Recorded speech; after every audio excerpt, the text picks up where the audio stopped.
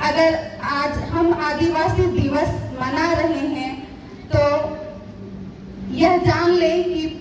महासभा द्वारा, अंतर्राष्ट्रीय महासभा द्वारा 23 दिसंबर 1994 ईस्वी को यह आदिवासी दिवस मनाने के लिए घोषित किया गया था। तब से आज तक हम 9 अगस्त को आदिवासी दिवस मनाते हैं।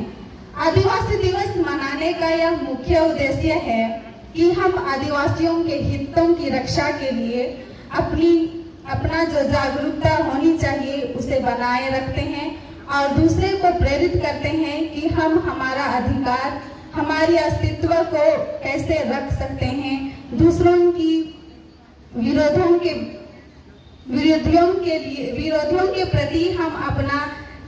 भागीदारी, अपनी क्षमता को दिखा सकते हैं कि हम किसी से कम नहीं, क्योंकि हम पीड़ा सहने के लिए नहीं, किसी को पीड़ित करने के लिए नहीं, बल्कि किसी व्यक्ति के अस्तित्व और उसकी पहचान को सम्मान देने के लिए इस दुनिया में हैं, जिससे कि हम पूरे तन, मन और भक्तिपूर्ण हृदय से किसी आदिवासी समाज के प्रत्येक व्यक्ति या समुदाय में उपस्थित हर सदस्य की नागरिकता, मान्यता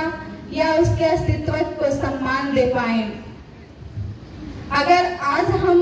उपस्थित हैं एक साथ तो यह हमारा ही फल नहीं, लेकिन हमारे पूर्वजों का देन है।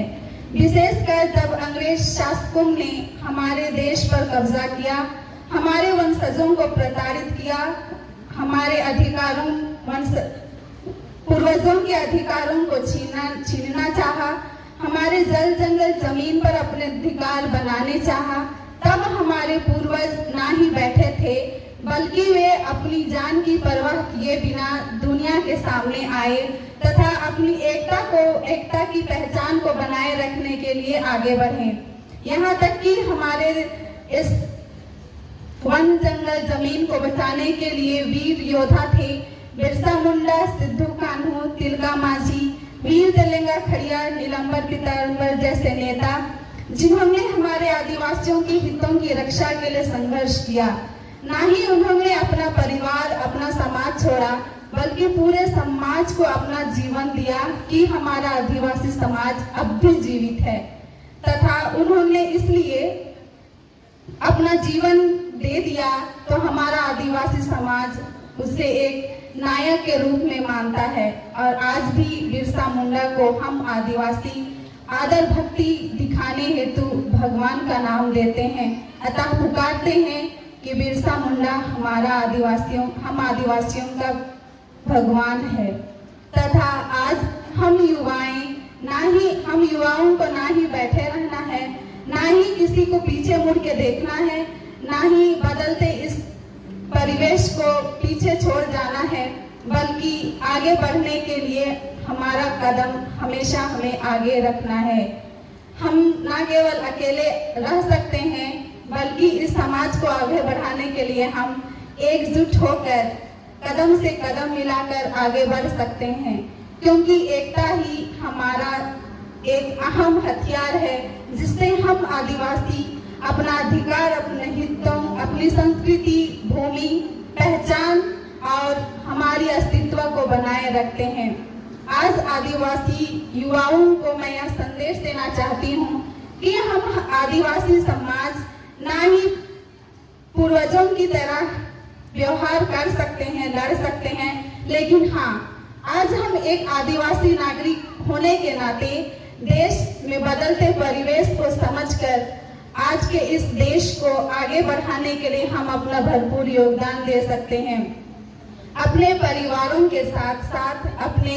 गांव देहातों के रहने वाले लोगों के साथ साथ कदम से कदम मिलाकर अपने अस्तित्व को पहचानते हुए अपने को एक आदिवासी नागरिक गर्वता के साथ कह सकते हैं कि हम भी ना कोई ऐसे इंसान हैं, बल्कि हम हैं आदिवासी।